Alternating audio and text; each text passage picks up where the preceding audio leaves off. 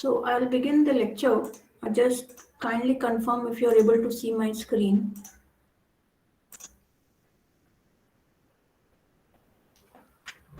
Is it visible?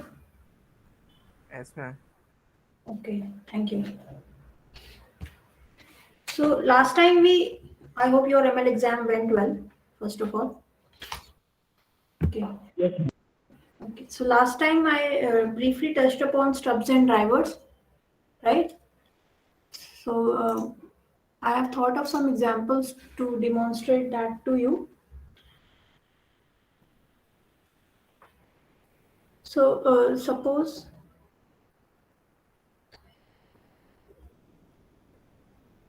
So, hopefully you can understand my handwriting. So, suppose this is module one, and after this is sort of calling another module, which is again calling a third module, and that is again calling a fourth module. So, for example, there is a dependency associated with between these two. So, suppose you want to, sort of you have developed module.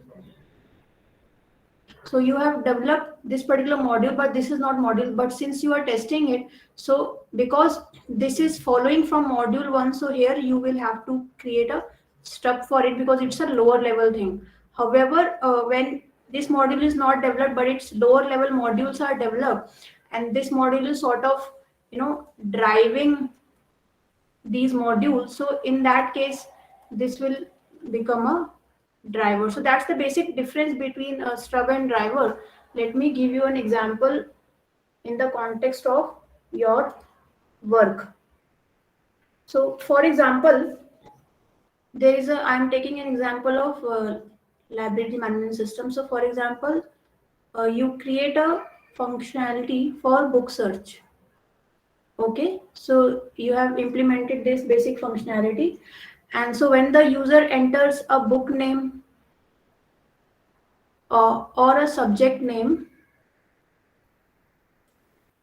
so a list is returned. So a list of books is returned, and once the user selects the book, either the book can be issued, or if it's not available, okay, a particular book that the user wants is not available, then a purchase request can be raised. A very simple example. So suppose you have implemented this module in which a person can select, okay, but this book search is not yet implemented. So what you can do is, maybe to test this particular module, you can pass a dummy list to this particular module. So maybe hard coded list to this particular module, so that you can see whether it's working or not. And if this is working, and you want to see if the issued and request are working or not, but they are not still developed, so then because they are getting a selected book, so a particular book has been given. So if B1 is to be issued, then you will have to provide a dummy code of how to get that book issued. So you see, uh, stubs are used at lower level, whereas drivers are calling functions and stubs are called functions. So that is the basic difference. And so let me show you in the PPT also.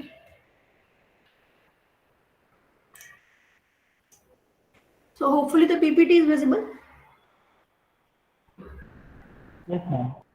So drivers and stuff. So drivers are, basically the important thing to remember is drivers and stubs both are dummy codes. Okay. Now, depending on the position in the entire module development or functional decomposition, shall we say, they are identified as drub or driver or stub. So that's the main difference.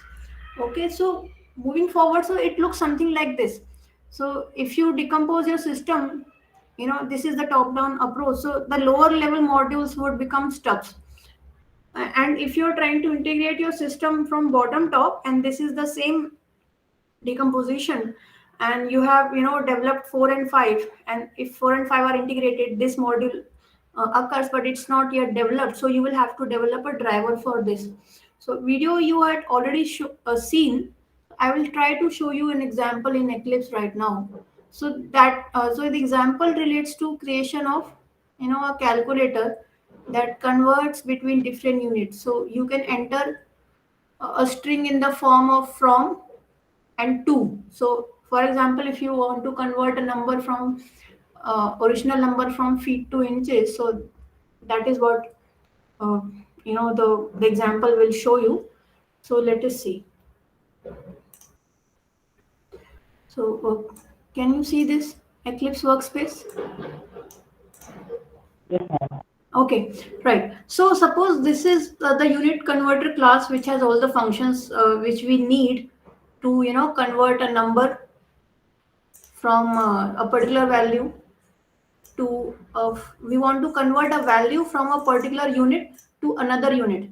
So what is happening is, here is the default constructor for the class, and here is a function. See, this function, what is it doing? It is taking the value and it is taking the unit from which it needs to be converted, and another string value for which unit it wants to be converted. So in stub, you see, this is the function which has not been really defined, or its implementation is not there. So here, this is a sort of a stub, and here in this comments you are sort of explaining this particular function. So it is not still implemented, but it is returning some value depending on the return type of the function. So in this particular example, what is happening is that this class, which has two functions used to convert. So if I draw the diagram for this, I will show this in diagrammatic form also. So this function is converting, but its implementation is not there. So it's like this particular class has been stubbed out because its functions, we have not yet put the implementation, but we know that when implementation is there, we know what to write. And similarly, this is like get multiplier. So obviously, to convert from feet to inches or inches to feet, we need to know a particular number that must be multiplied to this particular value, so that the desired number can come up. So this function is returning the get multiplier. In this particular example, because it is from inches to feet or feet to inches, accordingly we can write this. So you see, this function is not also implemented. So in this particular example, uh, we know two functions. So let me show it to you in a diagrammatic manner.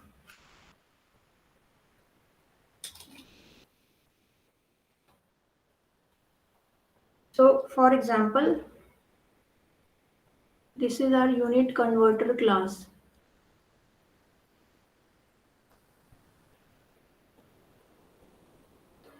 In it has function convert and get multiplier. So these two functions are there. Sorry. So what happens is that you enter some value and you enter from the from unit and to unit. So it goes on to first of all, convert and get multiplier are being called. So when these units are not implemented, so then you have sort of developed a stubs for them. So that is what, if you know the value, the value, from and to, so the inputs, but these things are not implemented. So you will try to create stubs for these things, and that is exactly what is happening in this example. Now, how do we drive it? So suppose if we put implementation of any one of these, and the other way, the driver in this particular case would be, so there's another class driver. So what is happening here is that you are taking the inputs. So this is converted and original, then string from to, and this is an instance of the unit converter class. So you create a new object and here you have specified feet, inches, and original value. So the inputs you already know. Okay. And now when you try to convert the original from inches to feet, what is happening is this calculator class is calling this convert function.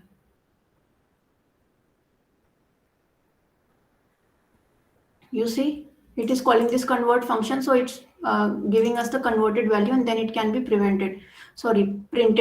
But what is happening here is that if you run this function, so here, because why it is returning 0 feet? Because we do not have yet an implementation for the convert and get multiplier. Okay, so if we write the implementation for convert, what would it look like? So let's say double converted value.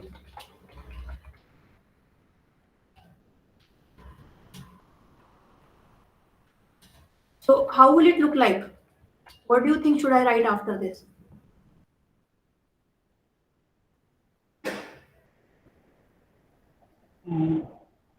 Value into get multiplier.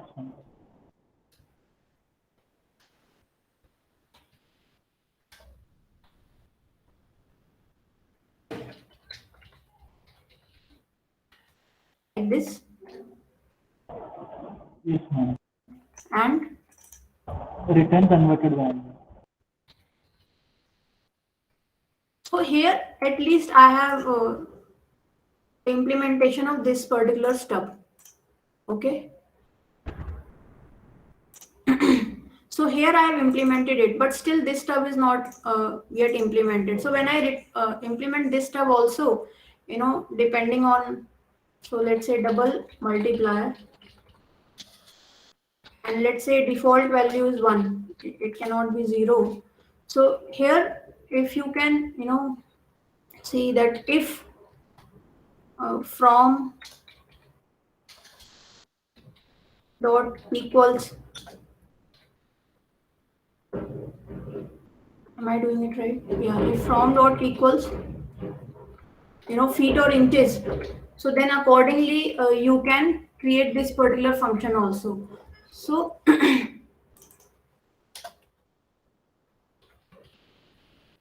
based on your understanding of, there are lots of cases like feet to inches to feet and yards and everything, so that will differ.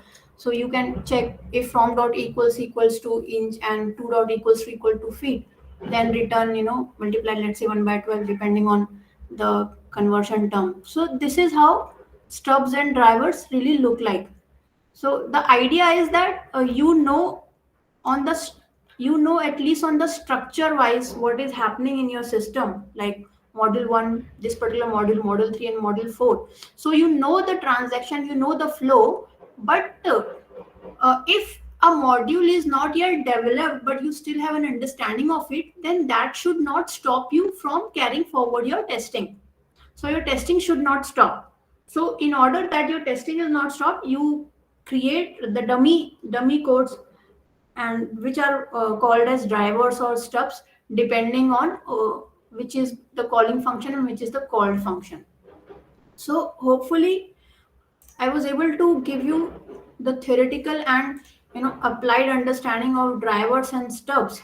You see here driver is calling all the functions without they getting implemented.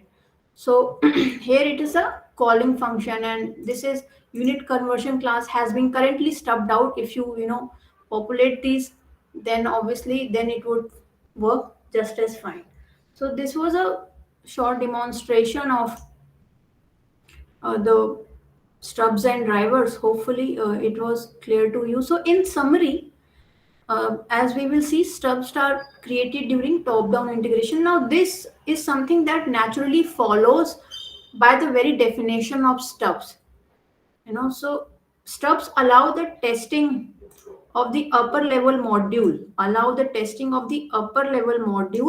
when the lower level module is not yet developed.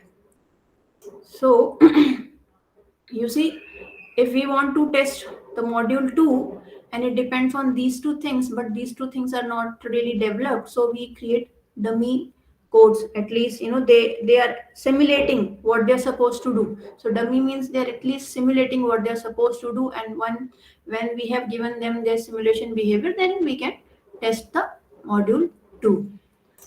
On the other hand, drivers are created during bottom top integration.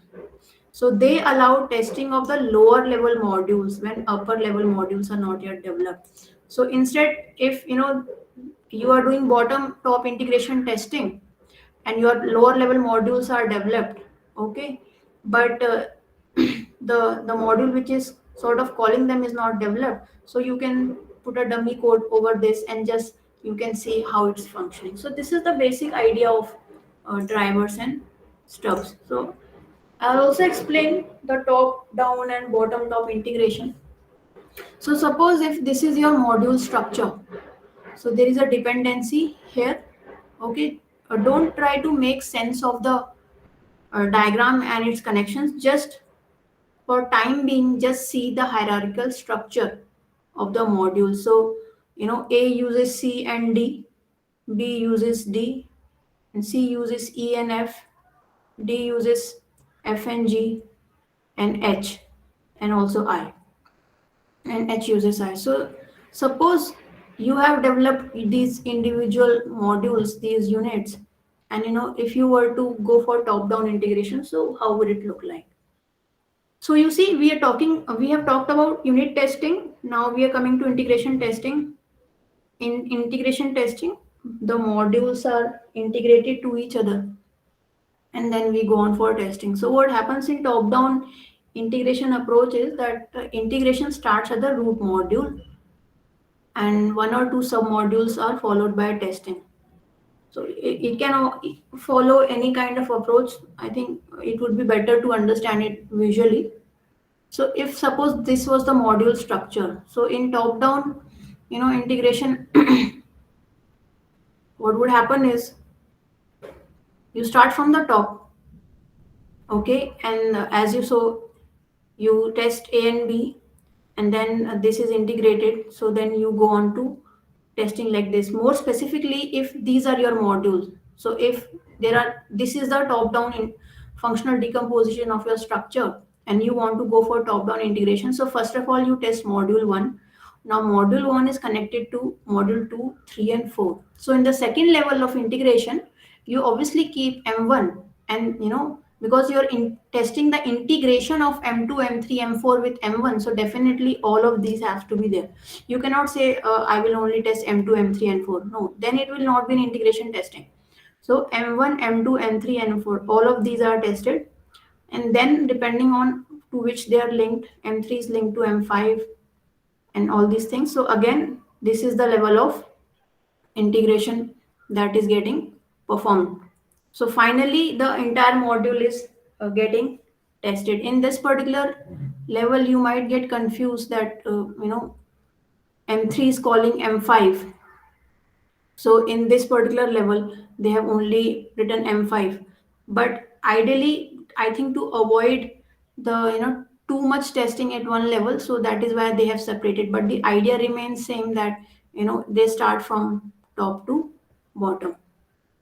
In the another example, bottom top integration, what happens is you start with the leaf modules and you integrate them and move on to the top. So let us try to look at the example graphically. So this is how you will start. You will start from the bottom level, E, F, GI, going to H, C, D, and B, and A. So this is how it moves. If I take the same diagram and go for the bottom up integration, so you start from the leaf modules M5, M6, and M7, and then see the dependency between the modules, and then accordingly. So at the second level of integration in bottom top, M2 is there, then M3 is connected to M5, M4 is connected, M6 is connected to M4, and M7 is also connected to M4. So all these then will find the place in the second level integration testing. So this is how bottom top and top down integration happens. If in top down integration, and if you're integrating from top to bottom and some bottom level module is not developed, then you will use stub for that particular module. if you're going for, from bottom to top, and for example, if this M3 is not developed, but M5, M6, M7 are developed, so you will sort of create a driver in this particular type of integration. So hopefully, the difference between stubs, drivers, top-down integration and bottom-up integration is clear. It is a good time now because you are also designing your test strategy. So it is a good time now to go back to your functional decomposition diagram, okay, and try to reason. So because you will be presenting the testing strategy also, it would be wise uh, to reason which approach you want to go forward to. And we will also talk about the integration approach in which you are doing top down and bottom up together, especially used for complex projects.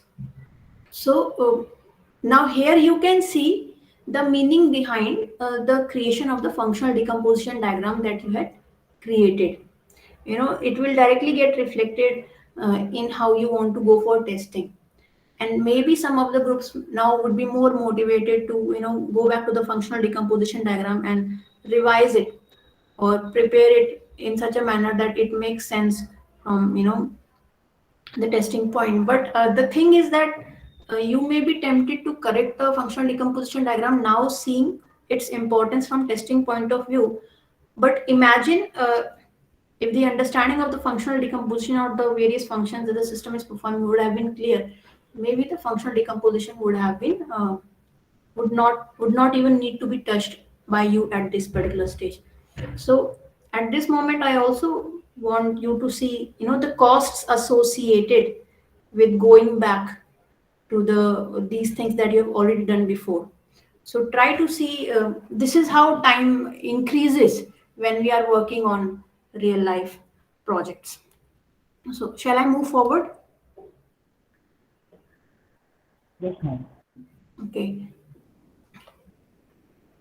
So a Big Bang approach generally follows from bottom up integration. It's written here that the advantage of bottom top integration is that it has many subsystems having no dependency, so they can be tested simultaneously. However, the disadvantage is that during testing, a number of subsystems make situations complex. So normally, when people are talking about integration testing, some people introduce Big Bang approach before top down integration and bottom top integration.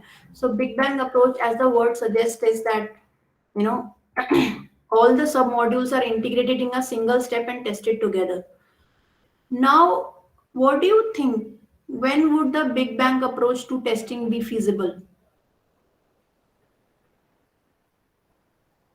When is it possible to bring all the submodules together and in a single step and test together? What would it entail? When all the modules and submodules are completely implemented. Yeah, so when all the units and modules and submodules have been developed, then you sort of put them all together and test the system. Generally used for small level systems. So if you are creating a system which is not very complex and you are very well familiar with all the submodules and it is not taking so much of time for you, so then you can go for this Big Bang approach. It will be very difficult, quite disastrous to go take this approach for complex projects, because when you are doing Big Bang approach of integrated testing and some error creeps up, then localizing that fault and really identifying that source of error will not be less than a nightmare. So that is why understanding the complexity of the project you are working on or the software that you are creating is extremely essential to understand which kind of testing is feasible. So this was about Big Bang approach. So this is also a type of integration testing generally used for small, less complex softwares. Another approach that directly follows from top-down integration and bottom-up integration is the mixed integration approach. So in this, it's basically a combination of, so both the kind of testing is happening simultaneously. The integration is happening simultaneously, This is also known as sandwich integration and hybrid integration testing. Can you think of any software that would fall into mixed integration approach? Any complex software? So usually complex softwares which have multiple modules follow this mixed integration approach. Any example you can think of at the moment?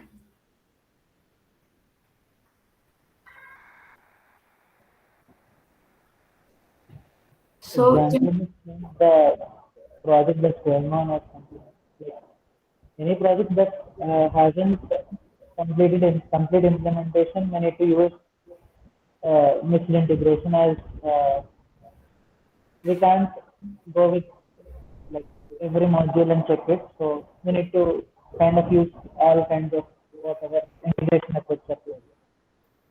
okay, although I was not able to hear you properly, but I'm sure. I think you said when the modules are quite complex and it's not feasible to go to separate modules, then we can go for mixed integration approach. So try to imagine it like, starting from the both the ends, mixed integration approach. And as and when the modules are getting developed, you sort of, introduce this mixed integration approach. Now, theoretically, it may sound like a very stylish idea, but whichever integration approach you apply, while testing your system, it it is non-negotiable to understand what your system is really doing. If your familiarity with the product or the service that you are creating from scratch is robust, then it will follow very intuitively in your team which kind of testing should be taken, which kind of integration should be taken to integrate your system and then test it. It can also happen because of the level of familiarity that you have with your project. You might come up with another way of integration testing, which we may not have discussed at all, but it may have some reason attached to it. Okay, so see, unit testing, integration testing, Big Bang testing, these are all concepts unless they are used in the playground of actual software development, and when you are actually working on the software and services that you are creating. So taking the decision on the type of integration testing is not an isolated decision. It has to be taken while keeping understanding of your project in adjacent manner. So when you understand your project, when you understand its development, when you understand its design, then your team is at a much better position to decide which kind of integration testing to go for. Never make the mistake of just reading the theory of top down, bottom up, mixed and Big Bang, and then saying, okay, let me see what how I can go about it. No, it's a decision that is taken in pair. Understanding of the integration testing and understanding your software. See, in each step during the software development life cycle, uh, it is indispensable. It is indispensable to know what you are trying to create, because most of the decisions that you will be taking will be context based decisions, and theory applied to the context of your software development, that will lead to a much more robust decision. So when you sit down with your team to make a test strategy, make sure you keep your functional decomposition diagram with you, make sure you keep your DFDs with you, make sure you keep the level 2 DFDs with you, and then depending on at least how conceptually you have arrived at which particular stage in your software development, you design the testing strategy. Moving forward, so there is a hierarchy in testing: unit testing, integration testing, and system testing. So in system testing, what happens is, it's similar to integration testing, but in system testing, you are checking both the functional and the non-functional requirements of your system. So you see, your system might be working fine, the software and service might be providing the functionality that is expected of it. However, now in this system testing, you are trying to see, okay, when is my software failing? In which kind of situations it is not being robust? in what kind of situations when concurrent users are there, it is crashing. So all the performance issues, the reliability issues, the efficiency issues, the security issues, the storage issues, all of this will get tested in system testing. Okay, so considering the test location and the people who are doing system testing is divided into alpha testing and beta testing. And before that, just look at this system testing diagram. So here you see system testing is both about functional testing and non-functional testing. And functional testing is, unit testing, regression testing, retesting, and integration testing. Regression testing means that lots of code modification is happening in your code base, so you just want to see that introduction of new code does not cause a regression error in the modified code base. So all the functions are still working. So just making sure of the software entropy. Whereas non-functional testing, so I hope now you can appreciate why I asked you to be more specific in your non-functional requirements, because specificity in non-functional requirements will absolutely help you when you are doing your system testing, the non-functional testing aspect of the system testing. Because if you have written you know arbitrary thoughts in your non-functional requirements, then again at the time of system testing, non-functional testing, you will be scratching your heads. Okay, how do I test the performance of my system? How do I test the usability, the goodness of my UI, the scalability or usability of my system? So when you are presenting the work, at least try to show, not many, because I know that your understanding of NFRs is evolving. Try to think of at least two non-functional requirements that you attempted to test at this scale. It is very unrealistic to ask for this, but I'm just asking you to at least conceptualize, or at least show that you have a plan for non-functional testing. So, and this also takes me back to the quiz in which we had asked a question about functional requirements and non-functional requirements. And, most of the responses I had found that non-functional requirements are not mandatory for the system. So now, hopefully, we have outgrown that thinking that non-functional requirements are not mandatory. Of course, they're mandatory, because if they are not in place, our system testing will crash. If the system testing will crash, the product or service will not be given a green flag to go into the market or for the customers. So that is why knowing functional requirements as well as non-functional requirements, and both are equally important and incomplete without each other, sort of yin yang happening right here. Okay, so that is why knowing these things is important. As we are moving forward, I always bring down your attention to where we have come from. You see, we might face problems at testing level if we have not given enough efforts in understanding our requirements, both the functional and non-functional. We might face problems in unit testing if our design and the software design is not modular, if it's highly congested and highly closed. So you need to expand your thoughts. You see, errors in the previous step will always be much more costly as you proceed further, and that is why efforts invested in the earlier stages of SDLC almost always manifest as advantages in the later stage. So connecting the dots is extremely important, and system testing teaches us exactly that aspect. So it would also be a good idea now to have a relook at your functional test requirements and non-functional requirements from the concept and the perspective of system testing, so that now you can so we are all moving towards wholeness, I always feel, and this is related to wholeness, related to software engineering understanding.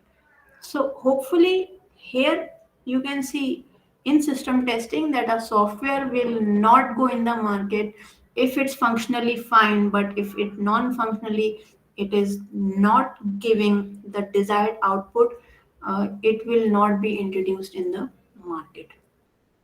Is the system testing clear? Yes, ma'am. Okay, moving forward, I might lose track of time, so someone just interrupt me in between. Okay, so moving forward, it is good question to know when is system testing done. So when you are developing, a new software version, so then system testing is important. And during the application launch through alpha and beta testing, system testing is done. Obviously, when unit and integration testing is done, you move on to system testing. Uh, what is alpha testing and what is beta testing? We have heard about these terms quite often. What is your current understanding of alpha and beta testing, and how are they different from each other?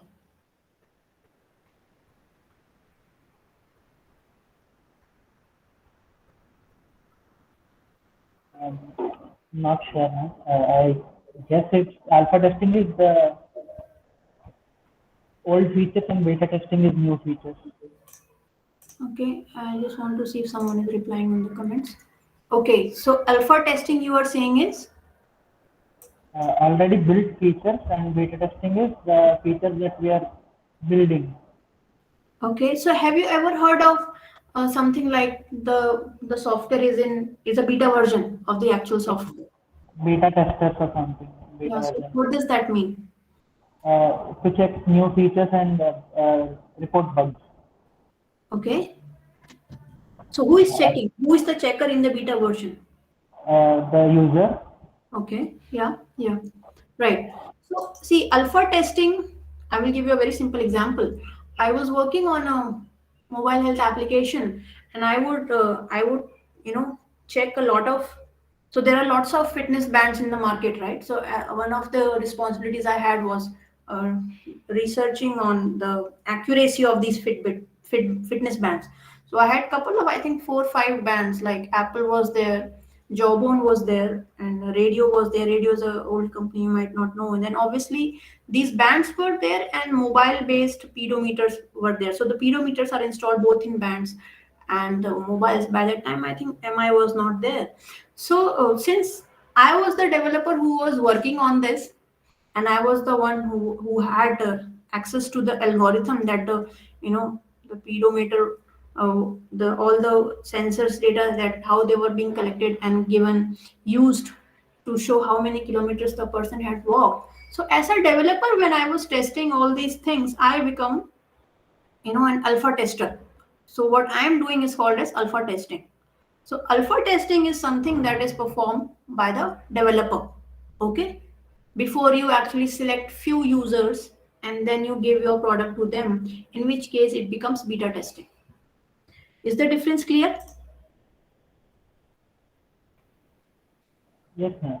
I So mean, in the alpha testing, the tester is the developer, and beta testing, the tester is the user. in alpha testing, the developer is the tester. Okay, Yes, not the ma'am. tester is. So tests are performed at the developer side before the system is finally installed in the real working environment. So that is basically alpha testing. So that involves testing of the system with live data supplied by the organization rather than the test data used by the system designer. So you are not really working on a simulated data, but something different. So data supplied by the organization. So for example, when you are testing, and this you can also experiment when you are testing, all these bands, and you walk the same distance, you will be extremely amazed to know how varying their estimates are for the distance we have walked. So that leads to some insights. So that is alpha testing. Beta testing is when the system is delivered to a number of potential users and who agree to use that system and provide feedback to the designers. So that raises a question: who are the people who are suitable to do beta testing? Who, according to you, would be suitable to do the beta testing? How do you identify potential users?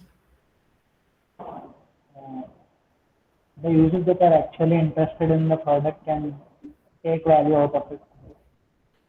So in real life, how would you identify them?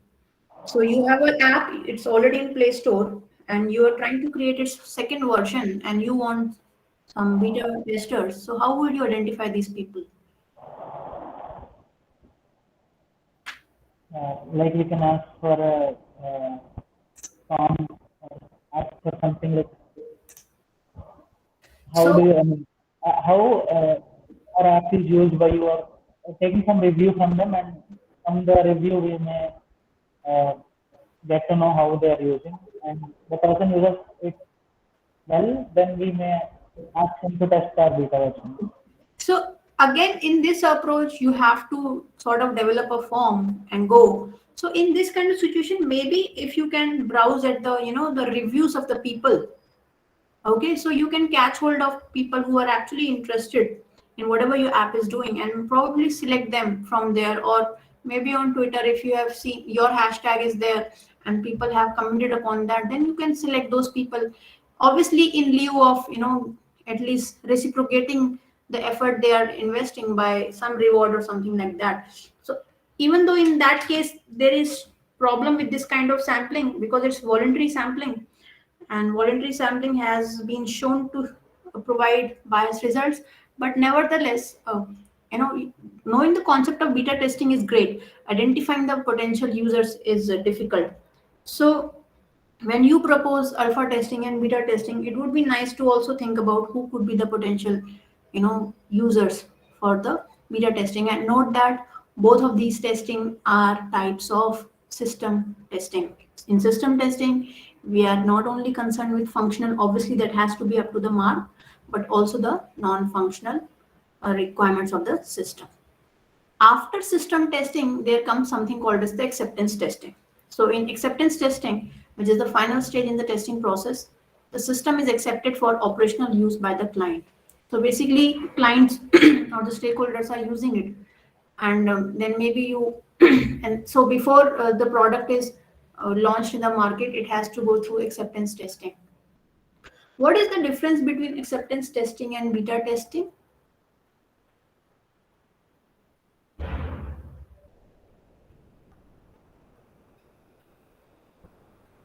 Uh, Acceptance testing is done at the end of the developers to ensure the integrity, and beta testing is done by the users to let the developers know if the app is up to the mark or something is needed to be changed.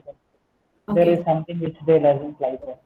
Right. So acceptance testing naturally follows system testing. Your developers have tested, your users have tested. Now, ultimately, it's the final, maybe the showdown for the software, and much more people may be testing it, and from all the angles.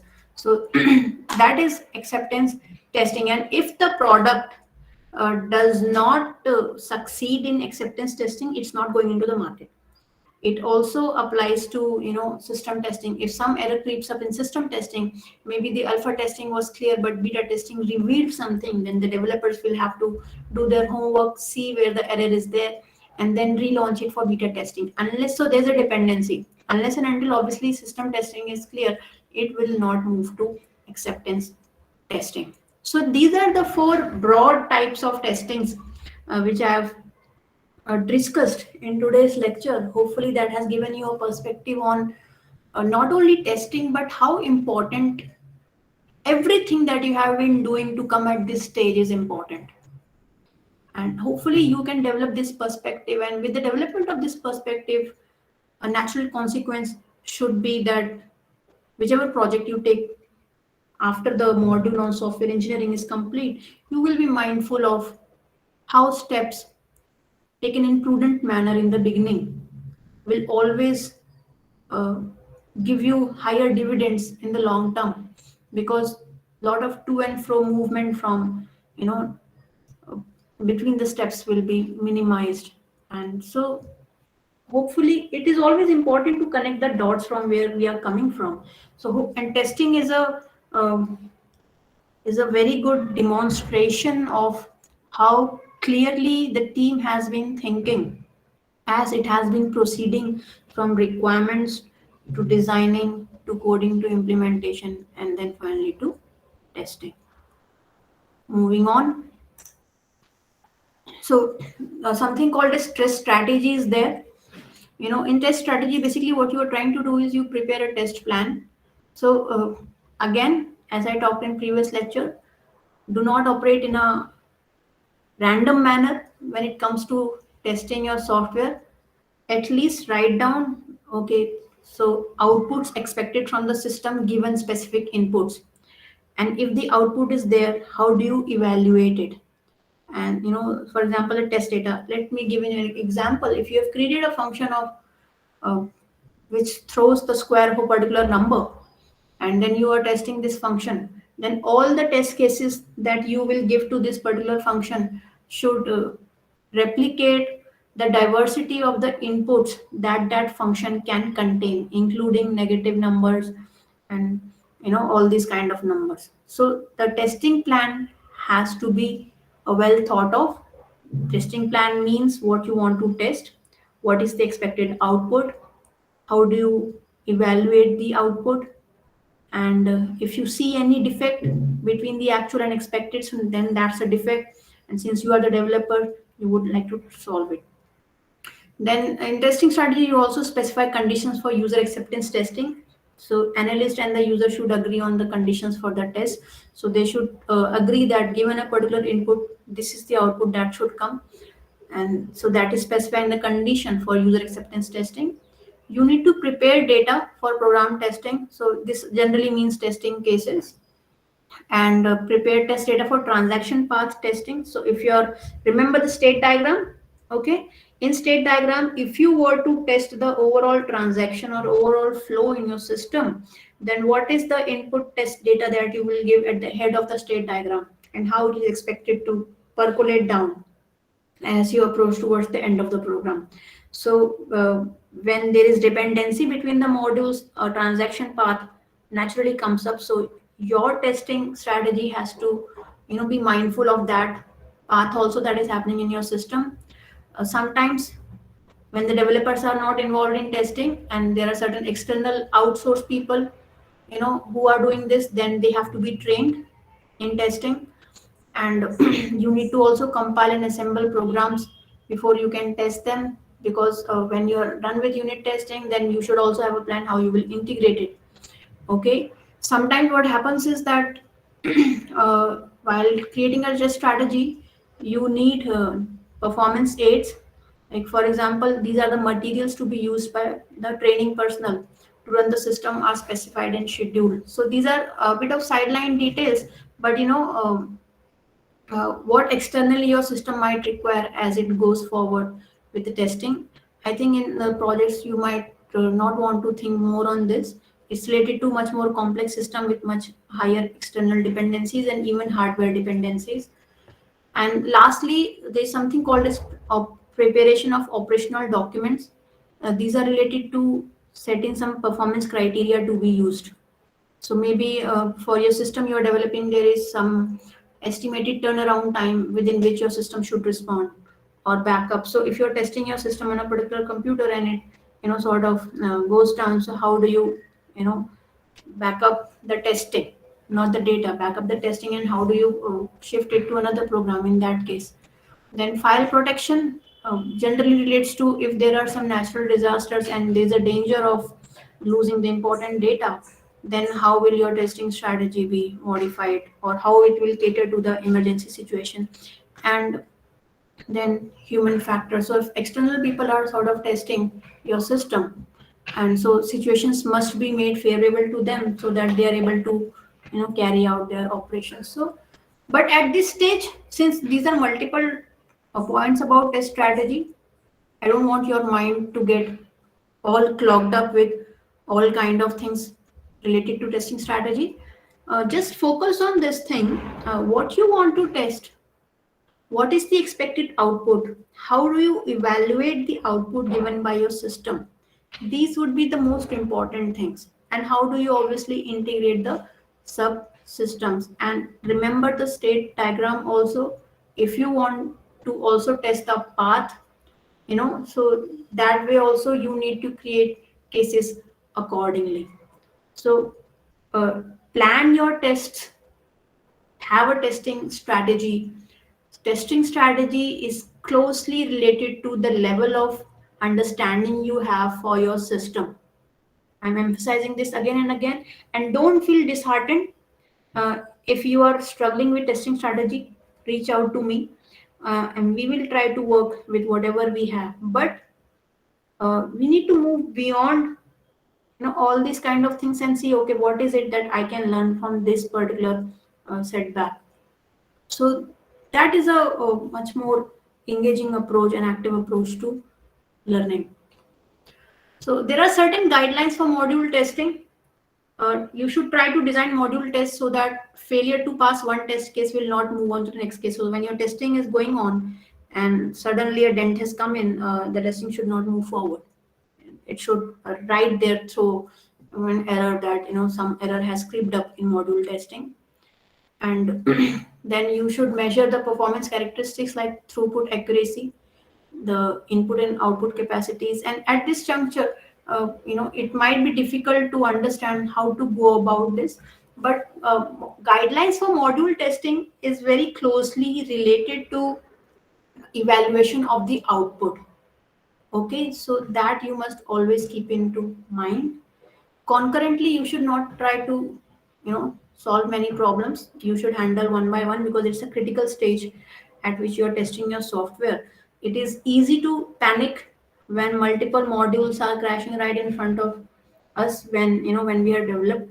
So things can be handled in a much more calm manner. Another important thing is, when we design test cases, make sure they are not only valid, but they are also representative of the data that can be provided by the user. Okay, so talking about sample and population of data, your test cases are definitely a sample of the population of test cases, or population of all the cases that will be applied to your system. So make sure when you identify your test cases, they are representative of the population they are coming from.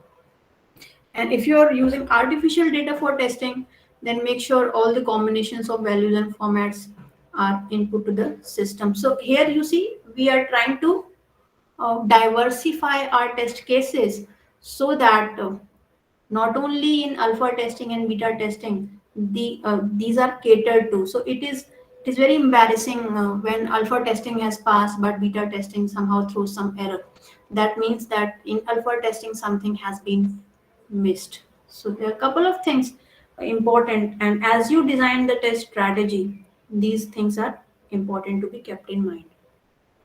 There are certain testing frameworks you might like to explore during your summer vacations, and I provided the link, so they have their corresponding tutorials as well. So you might like to explore them and at least learn one of them to understand how testing can be automated. Lastly, software testing is done to ensure that the software runs correctly. But I would also add that it is done to understand what can be done better in the overall design and implementation of the system, because sometimes serious errors can also be shown in software testing. It is important to be disciplined while you are testing. The strategy is extremely important, because if we are doing testing in a random manner, the output will also be random. There will be no insight, and without insight, if we proceed in our testing, then it will defeat the purpose of testing. So you need to modularize even the testing aspect.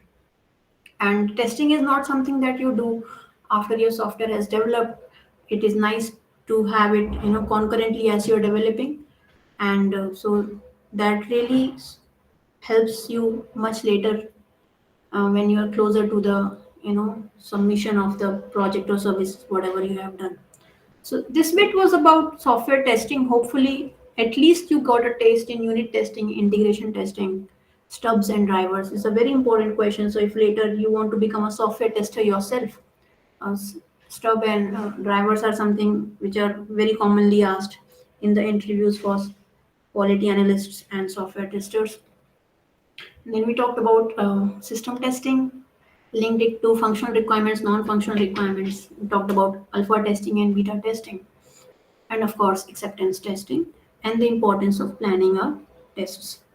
So with this, we come to the end of lecture on software testing. Because software testing is not a part of the quiz, uh, I will I will be quizzing the team during the presentation of software testing. So I would be because there has to be some way in which I can at least understand how much you have understood. So I will be asking teams questions on software testing uh, specific to the project that they are doing. So, and remember stubs and drivers. I will share the example also of the code. So see how it plays out in your when you are designing your test strategies. And let me know if you have any doubts in designing your test strategy. I will be open to any discussion on that. So thank you so much. Formally, I have not yet closed the module on software engineering. I'm still looking at if there is something we need to talk about. Uh, as for the end of the classes, when they are ending, please wait for my formal email. Is that okay? Yes, ma'am. All right. So that was for today's class. Today's 14th. Tomorrow we don't have lab, but I will release 2 questions for debugging. Uh, if you have time, you can explore them. Uh, it I would remember be better. debuggers. Yeah. Can you do this today? Like, as we have no classes today, we may complete it by Okay. today. So Until that's right. okay. So before I release any code, I also need to have a look at it, right? So today I'm planning to do that. So maybe tomorrow I'll be able to release it. Okay. You know, Yeah. sometimes teachers But also have to do a bit of homework. Yeah. we may beta test it maybe if it's okay. I cannot hear you. Uh, if it's okay, we may beta. I mean, we'll check it, and if we find anything, we'll let you know. Okay. Okay. All right. Okay. So this is for software testing. I won't say that the classes have finished.